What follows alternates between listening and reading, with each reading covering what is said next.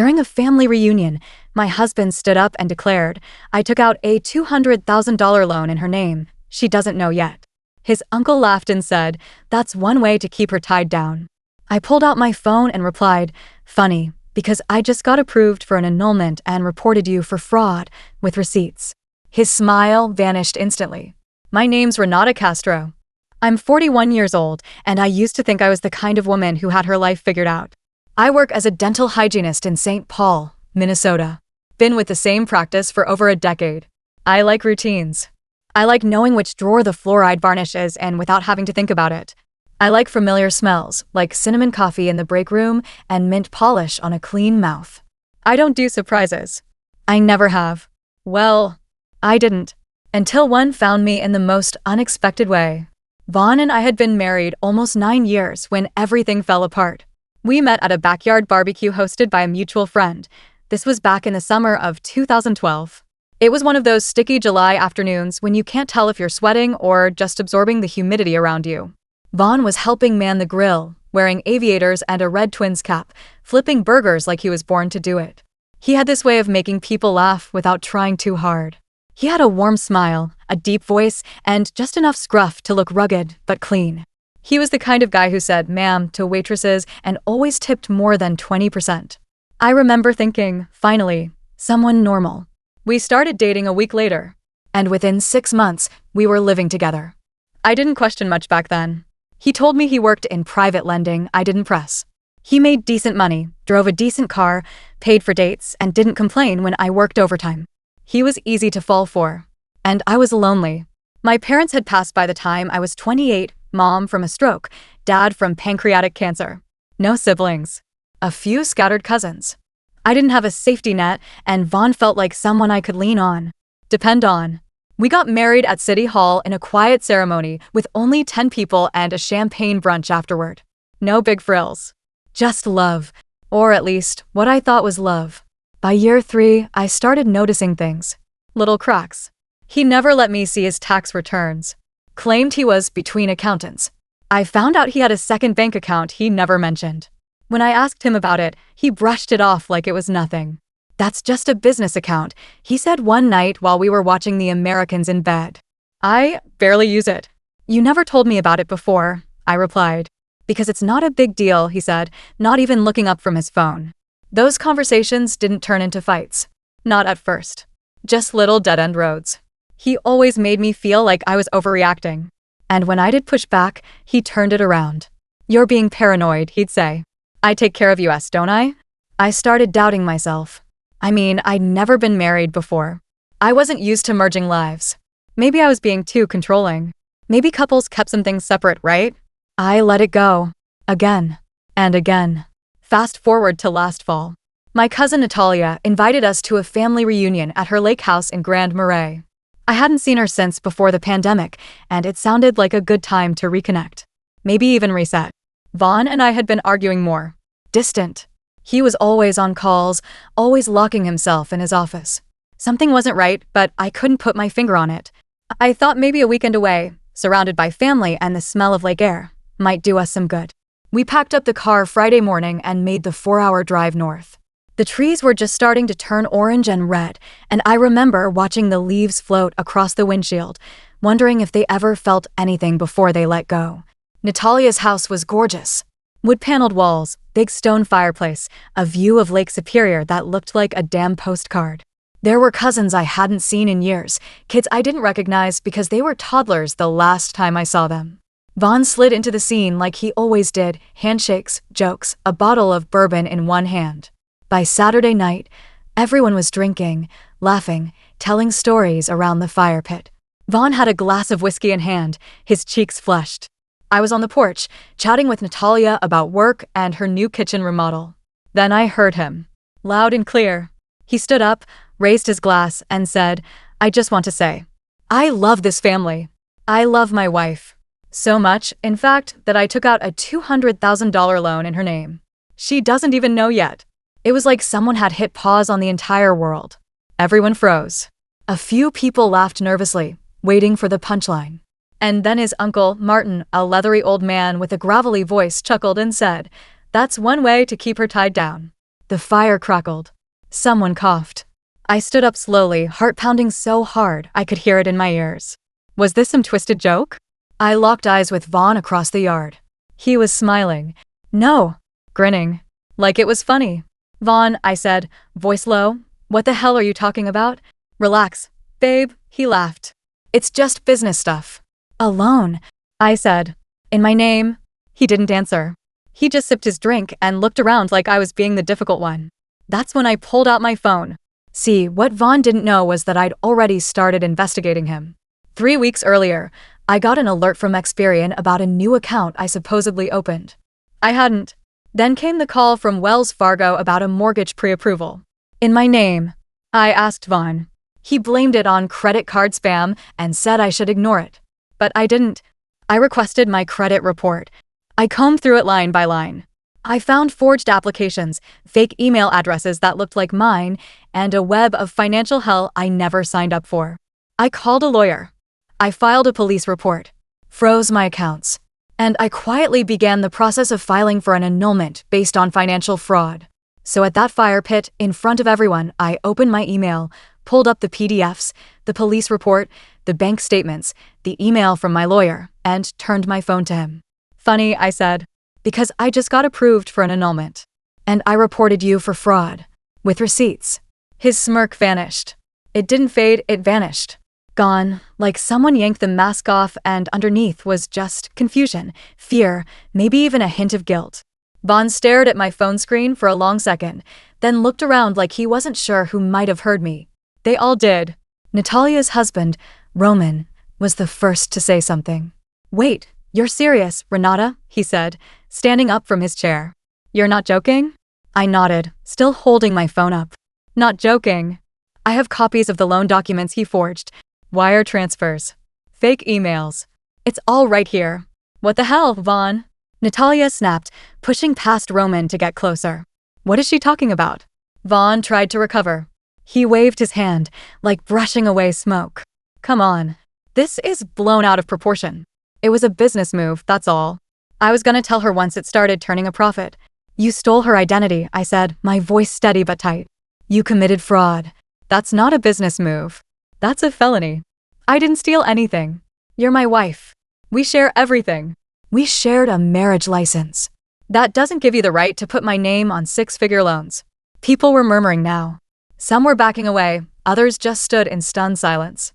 Vaughn looked around like he was drowning and no one was offering a rope. Look, he said, voice cracking slightly, I had to do it.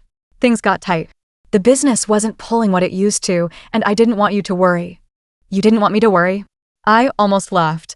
You wanted to protect me by ruining my credit and sticking me with debt I didn't ask for? He opened his mouth, then closed it again. Nothing. Uncle Martin muttered something under his breath, something like, women always blowing things up, but Natalia spun around and hissed, Shut up, Martin. This isn't funny anymore. He held his hands up like a teenager caught sneaking a beer. Meanwhile, Vaughn was pacing now, eyes flicking back and forth. His whiskey glass was empty. His hand kept twitching like he didn't know whether to throw it or beg me to refill it. Renata, he finally said, quieter now. Can we just go somewhere and talk? Please. Not here. Not like this. You want to talk now? I asked, stepping forward. You stood up in front of my entire family and bragged about a crime you committed against me. Why now? Because you got caught? He winced like I'd slapped him. For a moment, I thought he might cry, but then the mask slipped again. Anger. You think you're so smart, he snapped, voice sharper now, waving your little PDFs around. You think this won't blow back on you too? Is that a threat? Roman said, stepping in between us now, because it sure as hell sounded like a threat. It's not a threat, I said, calm again. It's a warning. He's not who you think he is. And I'm done covering for him. I turned back to the crowd. Some people were already walking back inside, muttering. Others just looked awkward, caught in that awful middle ground between wanting to help and wanting to disappear. I'm going back to St. Paul tonight, I said. Anyone who wants to know the truth can ask me. I've got nothing to hide. And with that, I walked away. Vaughn didn't follow. Not right away. I drove for almost 4 hours that night, alone, in silence, with only the sound of my blinker and the occasional gravel thump beneath the tires. I didn't cry. I didn't scream. I didn't feel relief or rage. I just drove like someone leaving the scene of an earthquake. When I got home, I changed the locks. Vaughn had a key, of course, and even though we had separate bank accounts for years, he still had access to the house. I stayed up until 3 a.m., tossing his stuff into boxes, suits, sneakers, the Apple Watch I got him last Christmas. I left one box by the door. The rest I shoved into the garage. The next morning, I emailed my lawyer and told her everything that happened. She scheduled an emergency hearing for the following week. The following days were a blur of paperwork and phone calls. Banks, credit bureaus, police investigators. My lawyer, who was a bulldog in heels, told me we had a strong case for annulment and criminal charges. He's dumb, she said matter-of-factly over coffee. A guy that dumb usually leaves a nice trail. And he had. Vaughn used his personal IP address to sign into the fake email account he used to authorize the loan applications in my name. There were voice recordings from calls he made to banks, pretending to be my husband, handling finances on my wife's behalf. He even forged my signature, badly. Sloppy loops and half-spelled versions of my middle name. Every time I uncovered something new, I felt a little more nauseous. Like peeling back the wall of your home and finding mold eating through everything. A week later, I was getting ready for work when there was a knock at the door. Vaughn. He looked rough. Beard grown in, wearing a hoodie I hadn't seen in years. Eyes bloodshot. He held a grocery bag like he didn't know what else to bring. Don't bother, I said before he could speak. You're not coming in. Ren, just 5 minutes. Please. I don't owe you anything. I know, he said, voice cracking. I know you don't. I messed up. I panicked. Everything was falling apart, and I didn't know how to fix it. So you chose to screw me over? He swallowed. I thought I could pay it off before you found out. I thought it was temporary. You thought it was okay because you thought you'd get away with it. Silence. You never really loved me, I said, voice quieter now. You loved what I gave you. Stability. A place to hide. He looked like he was going to argue, but then he just nodded. I'm sorry, he said. I really am. Tell it to the judge. I closed the door before he could say another word. After Vaughn showed up at my door, I half expected he'd keep trying. That he'd park across the street. Maybe send flowers. Some long text messages filled with half-truths and guilt hooks. But he didn't. He disappeared for a while. And in that silence, I found myself wobbling between two extremes. One moment I felt powerful, like I had finally taken control of something in my life that had been slipping for years. The next, I felt like the floor might give out underneath me.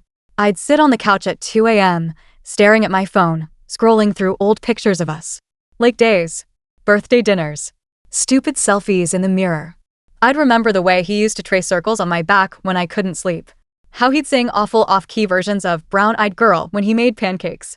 How, for a long time, I really did believe he loved me. But love doesn't do what he did.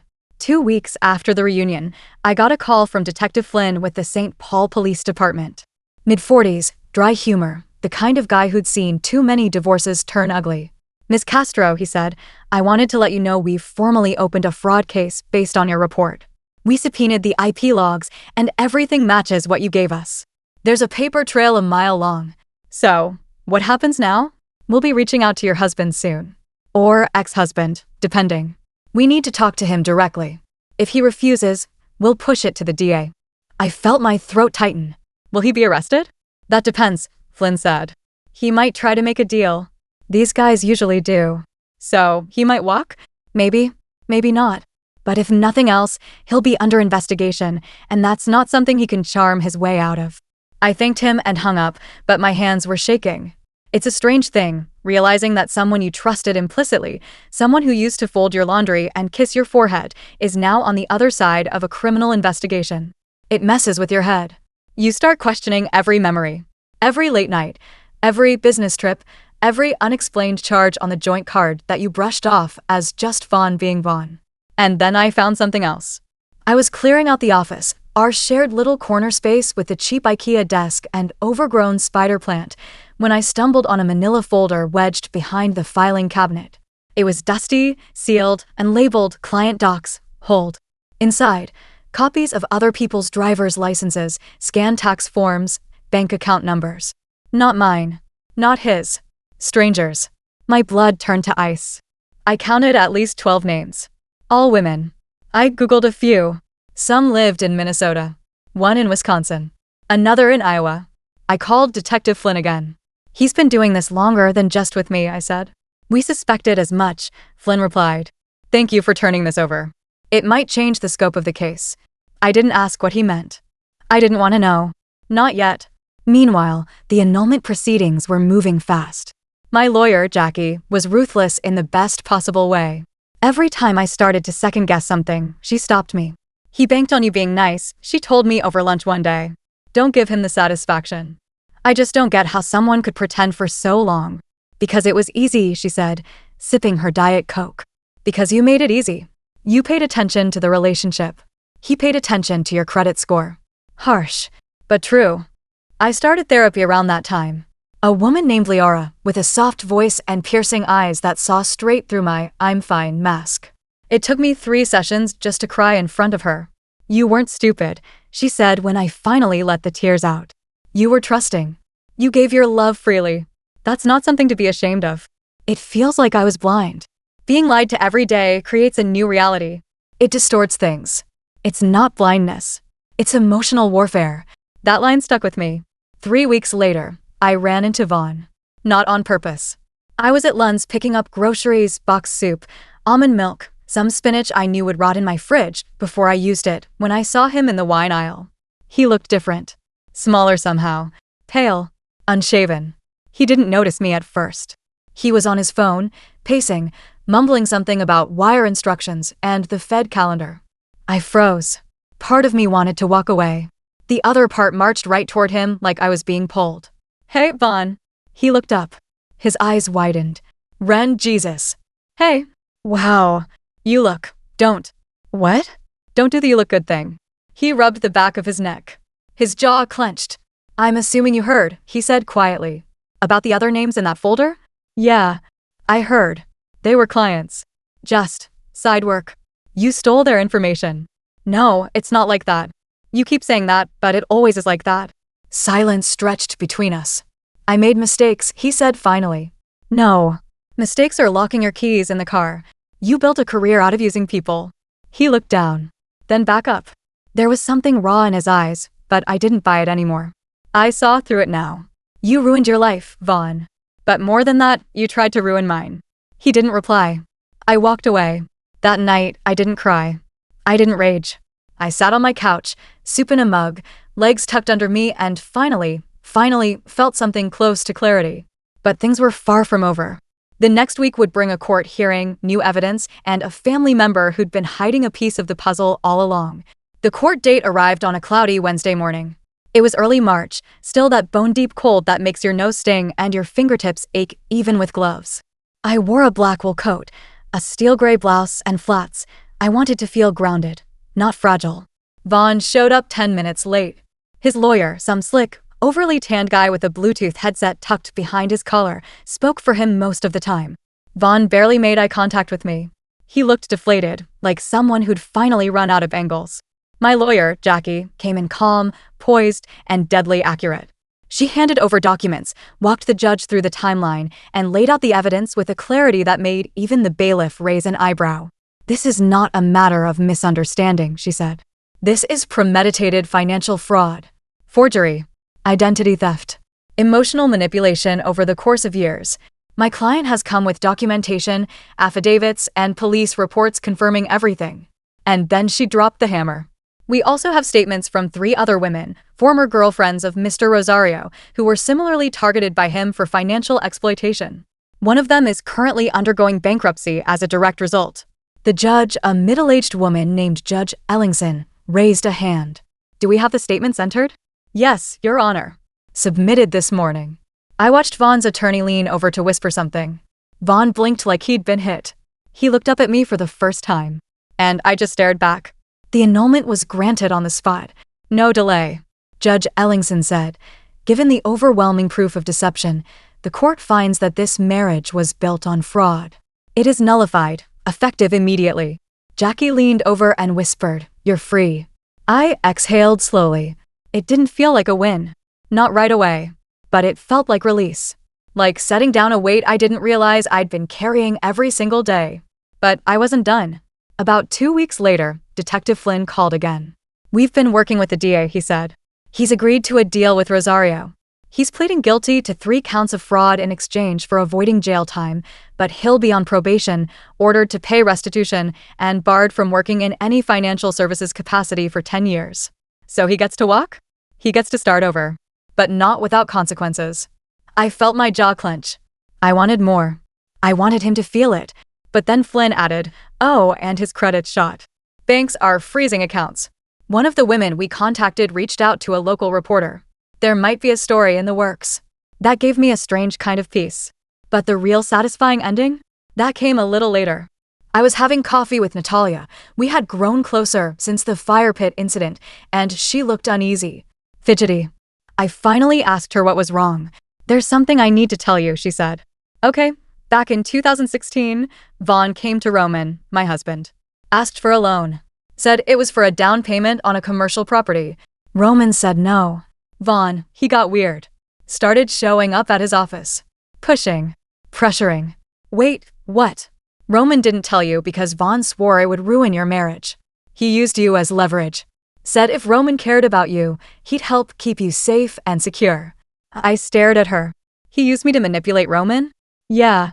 And when Roman said no, Vaughn threatened to tell everyone Roman cheated on me.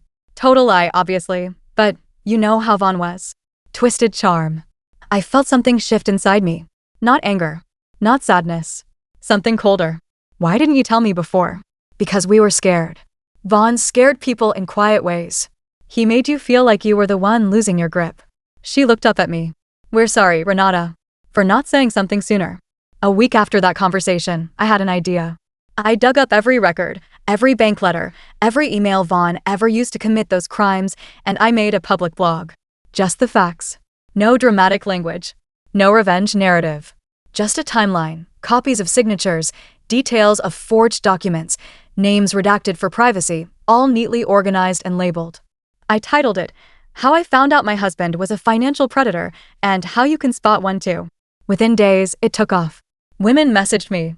Women from Minnesota, Wisconsin, Michigan, even one from Ontario. I think he did the same thing to me. I connected them with Detective Flynn. I pointed them to my lawyer. I became the unwilling expert on charming financial abusers. And as it all unfolded, Vaughn's name started circulating not in tabloids, but in community forums, professional networks, legal aid groups. He couldn't hide anymore. I heard he had to move out of state. Changed his name. Tried applying for a job under an alias. Didn't get past the background check. His LinkedIn went dark. Someone found an old burner Instagram of his where he was posting inspirational quotes. One of them said, "Rock bottom is the foundation for greatness." I laughed when I read it. Not a CRL laugh. Just sad. He never understood that real greatness comes from honesty, from work, from not building your future on someone else's trust and social security number. As for me, I paid off the damage he did not all at once, but piece by piece. I took on extra shifts. Sold off some things. Settled with the bank on the loan he forged under my name. And every time I made a payment, I reminded myself that I was cleaning up his mess, but building my future. I even took a trip, alone, to Banff. First solo vacation ever. I stood by Lake Louise with a thermos of coffee, wrapped in a thrifted parka, watching the snow drift like confetti over the mountains. I had no signal. No one texting me. No one asking me where I was going. No one lying to me with a straight face. Just the cold, and the quiet, and the sense of coming home to myself. Revenge doesn't always come in courtrooms or headlines. Sometimes it's simply outliving the people who tried to break you. Sometimes it's starting a new chapter, one they'll never be able to read. And sometimes it's just sitting by a frozen lake, sipping coffee and thinking, I won.